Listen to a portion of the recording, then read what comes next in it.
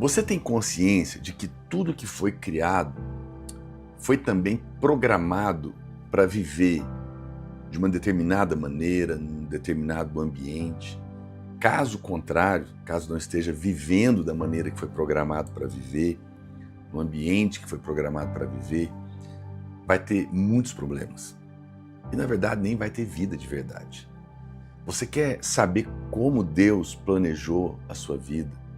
E como você deveria, como Ele pensou e programou para que você viva e dessa maneira então possa ter sucesso em todas as áreas da sua vida? Então fica comigo, porque está começando mais um devocional na presença do Pai. Eu vou te contar essa verdade hoje. Você sabe, nós fomos programados para viver em paz. É verdade. E fora dela, nada pode fluir na nossa vida. Por quê?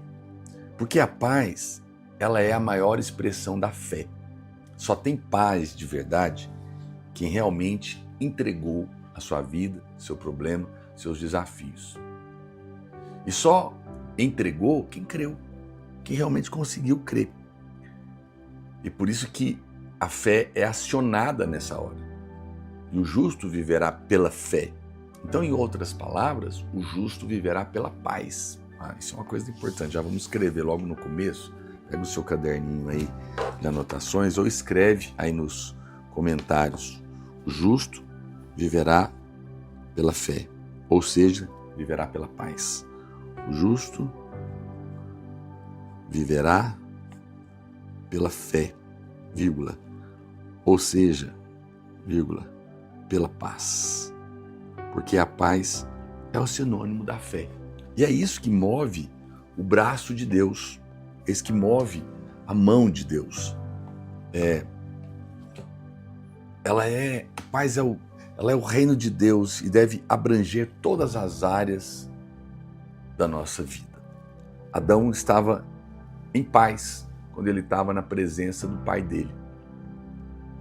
Porque a paz é o resultado de uma consciência limpa, sem culpa, sem condenação, sem acusação. Por mais que você peque, por mais que você erre, quando você acredita que está completamente perdoado, lavado pelo sangue de Jesus, justificado em Cristo, você tem paz. Porque não é uma questão do que eu faço, e sim do que Ele fez. Não é uma questão do que eu sou, mas do que Ele é. E em quem eu estou? Eu estou naquele que pagou todo o preço, que cumpriu todas as exigências.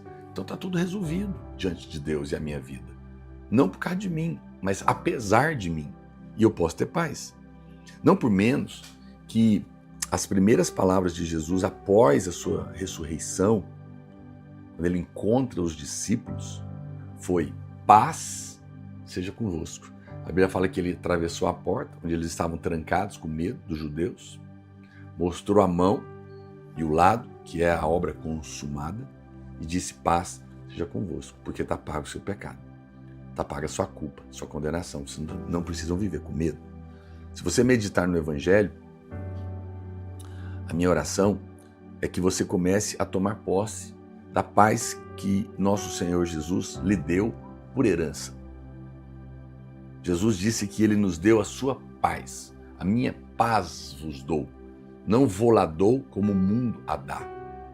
Eu te dou a minha, sem cobrança, sem troca, sem barganha, imerecidamente. Ele nos deu a sua paz. Nós não estamos tentando, portanto, ter a sua paz. Porque a sua paz é uma porção que Ele já nos deu. Nós vamos entrar na realidade dessa paz e desfrutar tudo aquilo que Ele nos deu, e vamos fazer isso pela fé.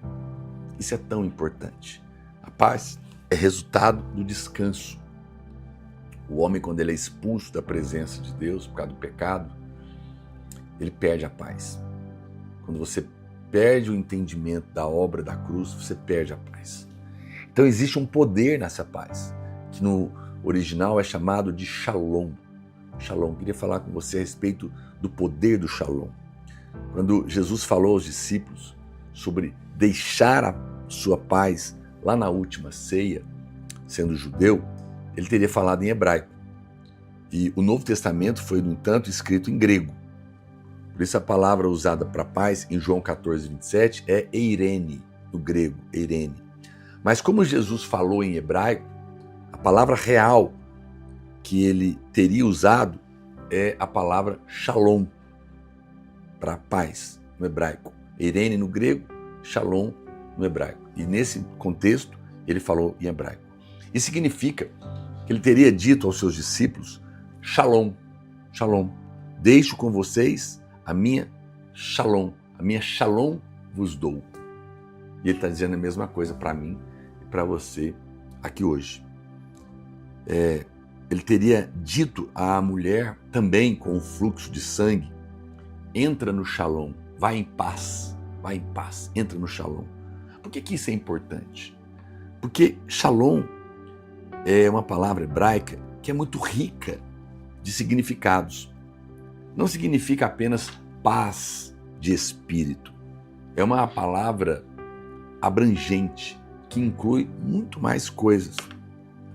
De acordo com o estudioso James Strong, que é um estudioso do hebraico, shalom significa, presta atenção, quantas coisas: bem-estar, saúde, prosperidade, vitória e paz. E também significa um estado imperturbável. Meu Deus, um estado imperturbável. Bem-estar que não se abala. Você gostaria de viver num estado imperturbável? Você gostaria de um bem-estar que nada abala ele? Poxa vida, que o Senhor nos ajude a ter revelação, porque é nosso e às vezes nós não temos desfrutado dessa verdade. Eu oro, eu não tenho, eu me humilho e reconheço, eu quero mais. Tenho experimentado uma medida, mas eu quero provar toda ela, e eu desejo isso para você também. Veja, isso não significa que o Senhor nos deixou, melhor dizendo, como herança, a sua própria saúde, sua própria disposição, sua própria vitória, sua própria prosperidade, sua própria paz. E a minha pergunta é, quem não precisa disso hoje? Todos nós.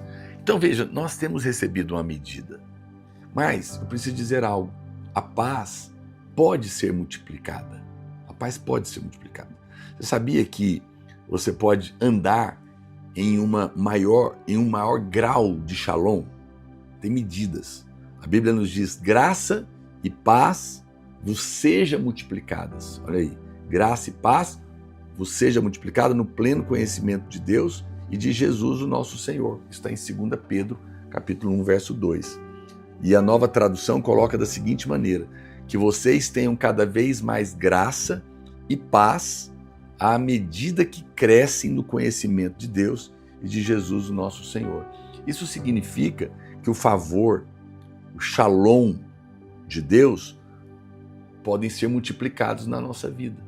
E é isso que eu desejo no fundo do meu coração.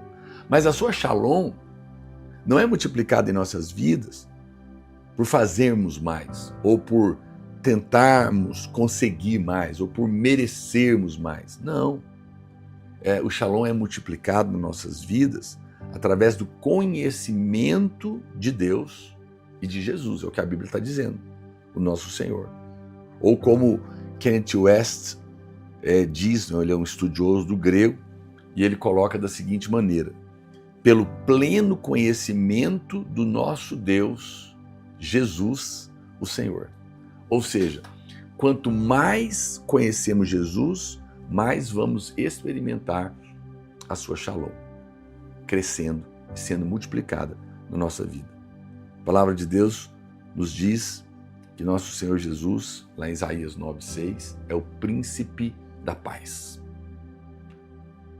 Como você tem parte da bela pessoa de Jesus, por passar tempo na sua presença, a sua palavra, a sua paz, ela vai sendo infundida em cada fibra do seu ser. Que essa verdade aconteça em nós.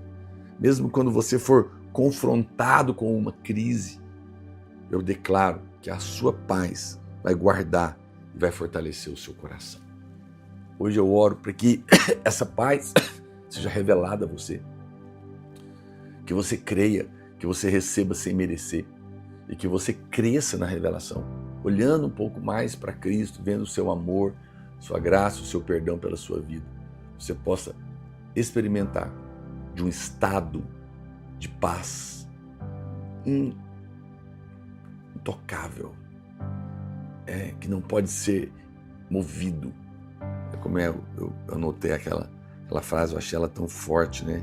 Aquela tradução, meu Deus, é uma paz imperturbável, essa é a palavra. Você possa ser tomado de um estado de paz imperturbável, um bem-estar que nada vai abalar você.